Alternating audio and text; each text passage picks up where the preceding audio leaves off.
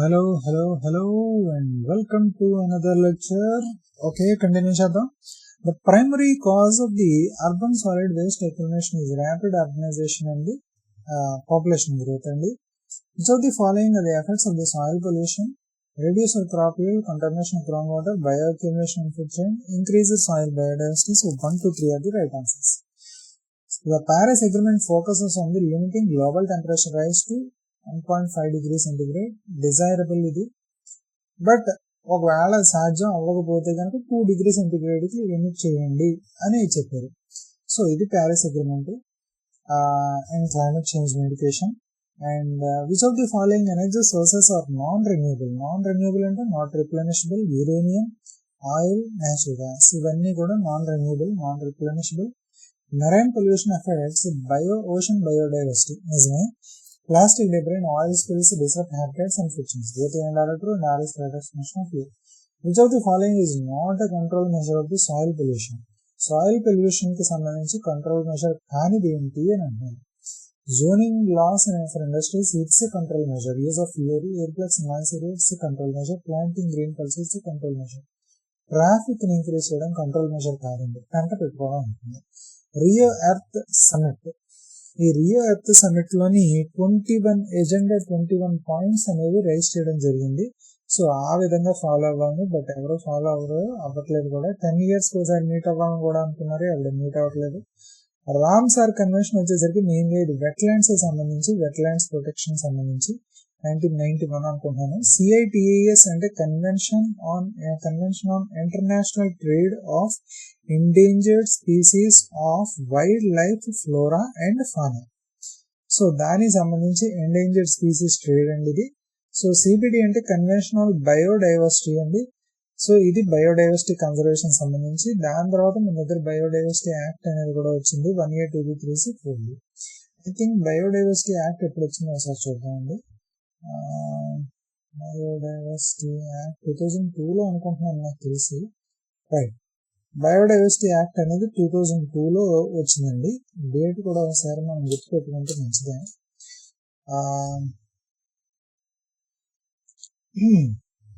So యాక్చువల్గా ఇది ఫిబ్రవరి, biodiversity act 2002 అన్నా కూడా ఇది ఫిబ్రవరి 2003లో పాస్ అయింది. సో అక్టోబర్, జూలై 2004 ఈ ఏడాది కూడా అయిపోయినప్పటికీ. ఓకే, సో అక్కడ దాకా వెళ్ళిపోయింది. Next one, over exploitation of the ground water leads to the land subsidence and salt water intrusion. అంటే ఏం లేదండి, ఇది సీ ఉంది, ఇక్కడ మీ వాటర్ టేబుల్ ఉంది. ఓకే, సో ఇప్పటిదాకా ఓ హెడ్ డిఫరెన్స్ ఉండడం లేకపోతే జియోలాజికల్ ఏదో ఒకటి దానివల్ల మెయింటైన్ అవుతుంది. ఎప్పుడైతే ఈ ఫ్రెష్ వాటర్ని తోడేసుకుంటూ ఉన్నారనుకో, ఫ్రెష్ వాటర్ టేబుల్ పడిపోయింది, అప్పుడు దాంట్లోకి సీ వాటర్ చేరుకుంటుంది. దీన్నే సీ వాటర్ ఇంట్రూజన్ అని అంటూ ఉంటాం. ఇది గ్రౌండ్ వాటర్ ఎక్స్ప్లాయిట్ చేసేస్తే ఇదే అవుతుంది. Nuclear hazards include ionising radiation, causing mutation, cancerism. The importance of the public awareness in the environmental science is to foster the informed decision making and sustainable behaviors. The Montreal Protocol వచ్చేసరికి 1987 అండి. I think so. Let us see. Yes, signed in 1987. And the Kyoto Protocol వచ్చేసరికి the greenhouse gases సంబంధించి తగ్గించడం కోసమని 1992. Paris Agreement 2015. And Ramsar convention ఒకసారి చూద్దామండి. Ramsar convention date, Ramsar convention year it's 1971. Basel convention 1989. Okay, so Ramsar convention వచ్చేసరికి 1971 అనేది Ramsar convention. Basel convention వచ్చేసరికి 1980, చాలా మర్చిపోయేలా ఉన్నాయండి ఇవన్నీ, 1989. Okay, right. సో కానీ బాసెల్ కన్వెన్షన్ అనేది వేస్ట్ కి సంబంధించిన ట్రాన్స్పోర్టేషన్ కి సంబంధించిన కన్వెన్షన్ ఇది. ఓజోన్ డిప్లేటింగ్ సబ్స్టెన్సెస్ సంబంధించిన కాదు. సో ఇది తప్పు. సో ఇది రైట్ అవుతుంది. సో 1, 2, 1, 1, 2, 4 అనుకుంటా right answers. Just minute, let us see. 1, 2, 4, 2 and 4 1 కూడా కాదంటుంది.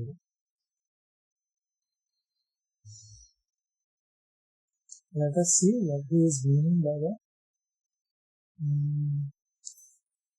1, 2, 3 sorry 1, 2, 3 are the right answers. Last the fourth kadandi last bit. Okay, next one. As per the CPCB standards, the permissible noise level in the silence zones. ikkadi చెప్పే ముందు మీకు కొన్ని important points చెప్తాను. Just minute. ఇప్పుడు నేను చూపించేవన్నీ కూడా మీరు బాగా గుర్తుపెట్టుకోనండి. ఓకేనండి. So first IS 10500, just minute, IS 10500 2014 ఇది డ్రింకింగ్ వాటర్ యొక్క స్టాండర్డ్స్ అండి. దీంట్లో వచ్చేసరికి వాడు ఏంటి ఎంతంత లిమిట్ లో ఉండాలి, ప్రతి దానికి కూడా desirable okay and permissible limit అని ఉంటుందండి. Okay, desirable and permissible limit అని ఉంటుంది. డిజైరబుల్ వేరు, పర్మిసిబుల్ వేరు. ఓకే, సో కలర్ ఎంత ఉండాలి? డిజైరబుల్ అయితే 5 NTU లో ఉండాలి, ఫ్లో టర్బిడిటీ యూనిట్స్. ఒకవేళ ఆప్షన్ లేకపోతే 15 వరకు ఉండొచ్చు. ఆర్డర్ అనేది అగ్రీయబుల్ కింద ఉండాలి.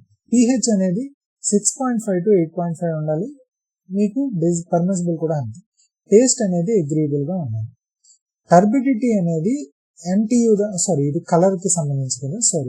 కలర్ వచ్చేసరికి 5 to 15 అండి. మీకు కలర్ వచ్చేసరికి హ్యాజన్ యూనిట్స్ లో పెట్టేవాడు 5 to 15. టర్బిడిటీ వచ్చేసరికి NTU. 1 NTU is desirable. ఒకవేళ ఆప్షన్ లేకపోతే 5 NTU, 5 నెఫ్లో టర్బిడిటీ యూనిట్స్ కింద చేయొచ్చు. టోటల్ డిజాల్వ్ సాలిడ్స్ వచ్చేసరికి డిజైరబుల్ అయితే 500 అనేది ఉండాలి. పర్మిసిబుల్ 2000, 500 నుంచి 2000. ఓకే, ఇది రేంజ్. నెక్స్ట్ వన్, అల్యూమినియం వచ్చేసరికి 0.03 మిల్లీగ్రామ్ per లీటర్ డిజైరబుల్. 0.2 అనేది పర్మిసిబుల్, అంత మించి దాటకూడదు. Ammonia 0.5 milligram per litre, total ammonia milligram per litre. Relaxation ఏం లేదు, 0.5 అంతే. సో ఇంకోటి మీకు కాల్షియం వచ్చేసరికి 75 అనేది డిజైరబుల్, 200 అనేది permissible. Next chloride 250 milligram litres అనేది డిజైరబుల్, 1000 మిల్లీగ్రామ్ per లీటర్ అనేది పర్మిసిబుల్. ఓకే, ఫ్లోరైడ్ వచ్చేసరికి 1 మిల్లీగ్రామ్ per లీటర్ అనేది డిజైరబుల్, 1.5 మిల్లీగ్రామ్ per లీటర్ అనేది పర్మిసిబుల్. ఓకే,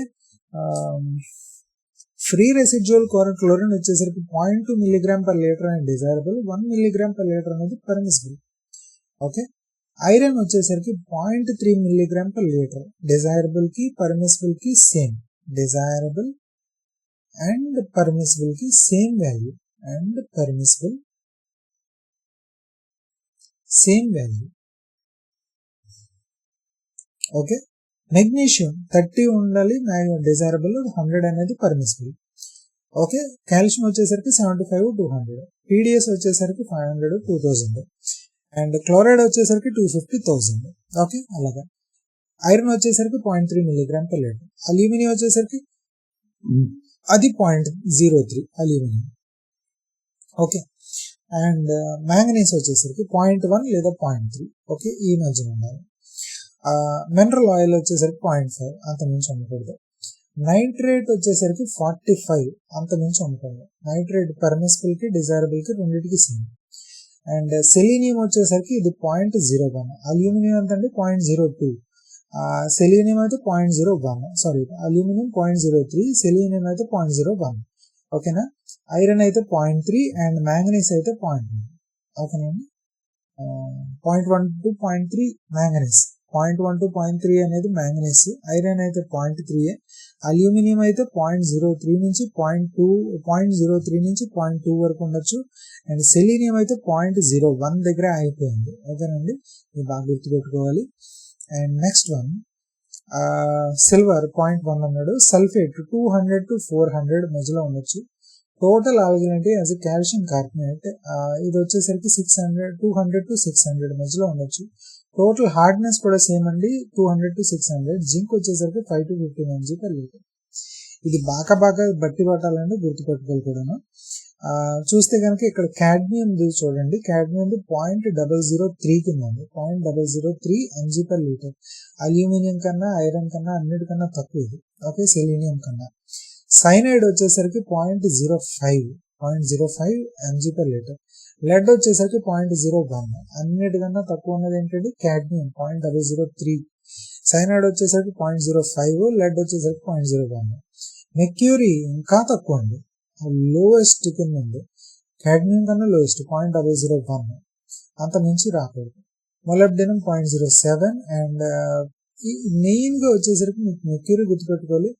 ఈ క్యాడ్మియం, సైనైడ్, లెడ్ ఇవి బాగా గుర్తుపెట్టుకోవాలండి. క్యాడ్మియం వచ్చేసరికి 0.003 అండ్ సైనైడ్ వచ్చేసరికి 0.05, లెడ్ వచ్చేసరికి 0.01 అండ్ మెర్క్యూరీ వచ్చేసరికి 0.001 mg/L. ఓకే, సో ఆర్సెనిక్ కూడా ఇంపార్టెంట్, ఆర్సెనిక్ అనేది కూడా. సో ఆర్సెనిక్ 0.01 mg/L లేదా 0.05, అంత మించి అనుకోండి. క్రోమియం వచ్చేసరికి 0.05 mg/L. ఓకేనండి. అండ్ నెక్స్ట్ వన్, ఇది వాటర్ పొల్యూషన్ సంబంధించిందండి. ఐ థింక్ సాయిల్ పొల్యూషన్ మీకు చెప్పాలి. Just minute, like me see it.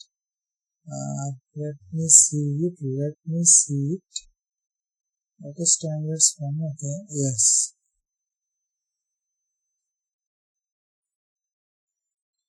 Right, ఇదండి మెయిన్. ఇది నాయిస్ పొల్యూషన్ స్టాండర్డ్స్ సంబంధించిందండి. నాయిస్ పొల్యూషన్ స్టాండర్డ్స్ ప్రకారం ఇండస్ట్రియల్ ఏరియాలో 75 నుంచి 65, 75 అనేది డే టైంలో, 70 అనేది నైట్ టైంలో ఉండాలి. ఓకే,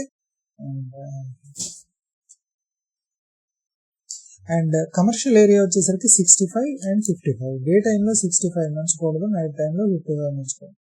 రెసిడెన్షియల్ ఏరియా వచ్చేసరికి 55, 50లో 45 మధ్యలో ఉండొచ్చండి. అండ్ సైలెన్స్ జోన్ వచ్చేసరికి అంటే హాస్పిటల్స్, ఓకే, ఇంకా కొన్ని రకాల కొన్ని ప్లేసెస్ ఉంటాయి, వాటిలో వచ్చేసరికి సైలెన్స్ జోన్ 50, 40లో ఉండాలి. ఇండస్ట్రియల్ జోన్ అయితే 75 and 65, 75 and 70. కమర్షియల్ అయితే 65 and 55. రెసిడెన్షియల్ అయితే 55 and 45. అండ్ సైలెన్స్ జోన్ అయితే 50 and 40. మళ్ళీ ఇంకోసారి చెప్తున్నాం అండి. ఇండస్ట్రియల్ అయితే 75 డే టైంలో, 70 అనేది నైట్ టైంలో. కమర్షియల్ అయితే 65 డే టైంలో, 55 అనేది నైట్ టైంలో. అదే రెసిడెన్షియల్ అయితే 55 అనేది డే టైంలో, 45 అనేది నైట్ టైంలో. అదే సైలెన్స్ జోన్స్ అయితే కనుక 50 అనేది డే టైంలో, 40 అనేది నైట్ టైంలో. ఇది పర్మిసిబుల్ లిమిట్స్ అండి. ఓకేనండి. Next, national ambient air quality standards ప్రకారం ఇది మనం మెజర్ చేసేది SO2, NO2, రెస్పిరబుల్ suspended particulate matter అంటే PM10 అంతకన్నా తక్కువ ఉండేది, సస్పెండెడ్ పార్టికులేట్ మ్యాటర్ అంటే PM100 కన్నా తక్కువ ఉండేది. ఇవి మనం మెజర్ చేస్తూ ఉంటారు, ఎప్పుడు కూడా మానిటరింగ్ అనేది చేస్తూ ఉంటారు. సో ఈ SO2 అనేది యాన్యువల్ గా చూస్తే ఎంత, 24 hours యావరేజ్ చూస్తే ఎంత, ఈ ఇండస్ట్రియల్ ఏరియాస్ ఇవి అయితే కనుక ఎకలాజికల్ సెన్సిటివ్ ఏరియాస్ అయితే ఎంత అన్నది వాడు ప్రతిదీ చెప్పాడు, అది గుర్తుపెట్టుకోవాలి. సల్ఫర్ డైఆక్సైడ్ యాన్యువల్ చూస్తే కనుక మీకు ఇండస్ట్రియల్ ఏరియాస్ లో పర్మిట్ చేసినంత వాల్యూ ఎకలాజికల్లీ సెన్సిటివ్ ఏరియాస్ లో పర్మిట్ చేయరండి. సో ఇండస్ట్రియల్ ఏరియాస్ లో ఎక్కువ ఉంటుంది, ఎకలాజికల్ సెన్సిటివ్ ఏరియాస్ లో చాలా తక్కువ ఉండాలి, తక్కువ ఉంటుంది వాల్యూ.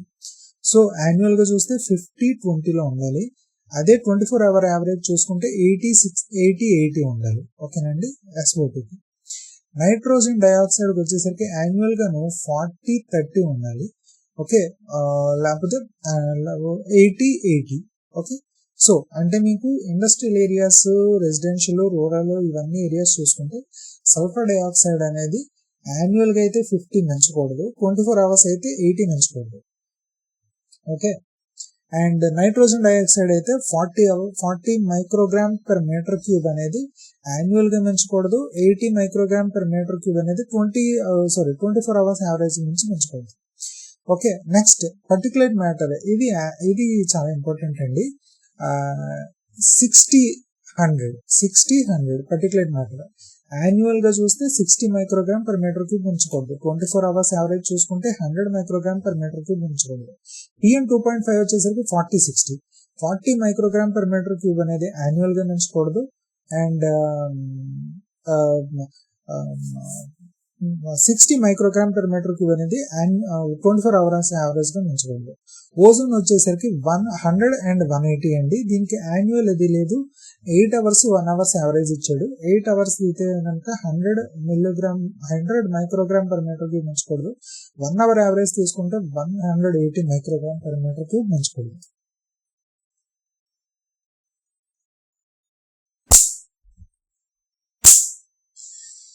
రైట్.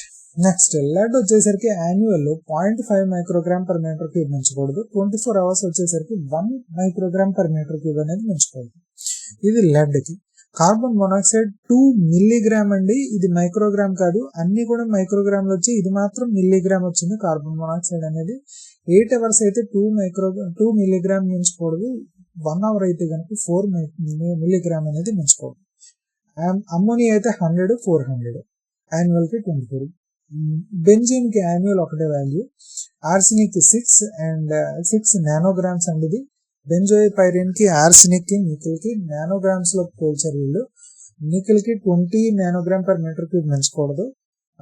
మీకు ఈ వీటన్నిటికీ కూడా ఎకలాజికల్లీ సెన్సిటివ్ ఏరియాస్ అన్నిటికీ కూడా ఇదే వాల్యూస్ వర్తిస్తాయి కాబట్టి ఇంకా ఎకలాజికల్లీ సెన్సిటివ్ ఏరియాస్ కి సెపరేట్ గా చెప్పట్లేదు. ఓకే. అండ్ ఆర్సినిక్ వచ్చేసరికి మీకు 6 నానోగ్రామ్ పర్ మీటర్ క్యూబ్ ఉంటాయి. ఓకేనండి. సో ఈ వాల్యూస్ అన్ని బాగా బట్టి పట్టాలి.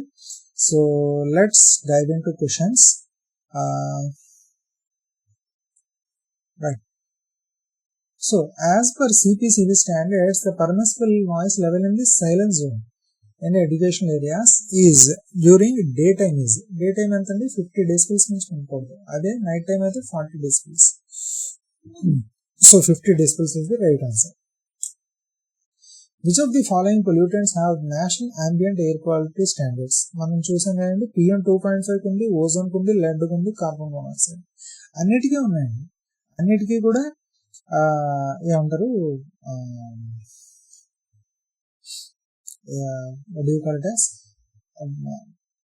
అన్నిటికీ కూడా లిమిట్స్ ఉన్నాయి. All among are the 12 criteria pollutants అని ఉంటాయండి. 12 NAC పొల్యూటెంట్స్ ఉంటాయి మొత్తం మెజర్ చేసేది. మీరు ఇక్కడ టేబుల్ చూసినా కూడా అర్థం చేసుకోవచ్చు నాకు తెలిసి.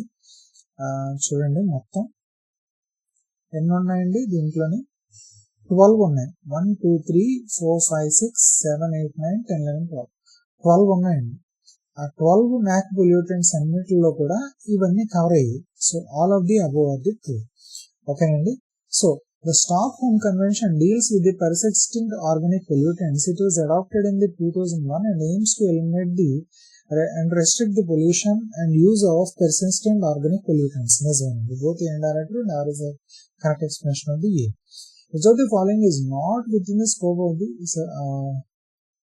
this is a bullshit question. I'm very sorry, but this is bullshit question. Next one. Montreal Protocol 1987 అండి. రామ్సార్ కన్వెన్షన్ Montreal Protocol అనేది 1987 అండి. 1B. రామ్సార్ కన్వెన్షన్ 1971 అండి. 2D. Convention on trade of the endangered species of the wildlife flora and the fauna వచ్చేసరికి 1987 అండి, I think so. And Stockholm 1987 which is I think 1973, I think so. Stockholm Convention is the 2001. So 1BDAC first one is the right answer. Okay Nandi. So first one is the right answer. Yes. Stockholm Convention దేనికి సంబంధించిందండి? persistent organic pollutants ban చేయడానికి సంబంధించి. The permissible limit for the PM10 in industrial areas as per the NACs is permissible. PM10 కి permissible ఎంత అన్నాడు? Annual average అన్నాడు. Annual average ఎంత ఉంటుందండి? యాక్చువల్గా వచ్చేసరికి ఐ థింక్ PM10 కదన్నాడు వీడు. Right. So 60 microgram per metre cube ఉంది. అదే 24 అవర్స్ అన్నాడు అనుకోండి, 24 అవర్ యావరేజ్ అన్నాడు అనుకోండి, 80 microgram per metre cube. PM 2.5 అయితే యాన్యువల్ గా అయితే 40 microgram per metre cube. 24 hours average అయితే 60 మైక్రోగ్రామ్ పర్ మీటర్ క్యూబ్. నమ్మబుద్ధి ఎట్లే కదా, చూద్దాం. ఇప్పుడు టేబుల్ ఎక్కడ ఉంది కదండి మనకి, చూడండి. PM 10 అంత అన్నాడు, యాన్యువల్ గా 60 microgram per metre cube, right. 80 కాదండి, 100 మైక్రోగ్రామ్ పర్ మీటర్ క్యూబ్ అనేది 24 అవర్స్ యావరేజ్. PM 2.5 వచ్చేసరికి యాన్యువల్ గా అయితే 40 microgram per metre cube, 24 hours కి 60 మైక్రోగ్రామ్ పర్ మీటర్. ఓకేనా, నేను తప్పు చెప్పాను ఒక చోట. I think it should be 24 hour average వచ్చేసరికి మీకు మెయిన్ గా 100 microgram per metre cube. Okay, so annual average అంటున్నాడు కాబట్టి వీడు యాన్యువల్ అంటున్నాడు, PM 10 అంటున్నాడు, 60 100 40 60. Okay, so 60 100 60 is the right answer. 24 hours అయితే మీరు అన్నట్టు చెప్పచ్చు. The earth summit held in Rio de Janeiro summit resulted in the agenda 21. ఇది 1 అండ్ ఐ థింక్ 1 2 3 అసలు ఇది కూడా చేశాడా కన్వెన్షన్ బయో అన్నది. ఎస్, ఇది. So convention on the biological diversity కూడా జరిగింది. మాంట్రియల్ ప్రోటోకాల్ వచ్చేసరికి 1987 లో జరిగినది.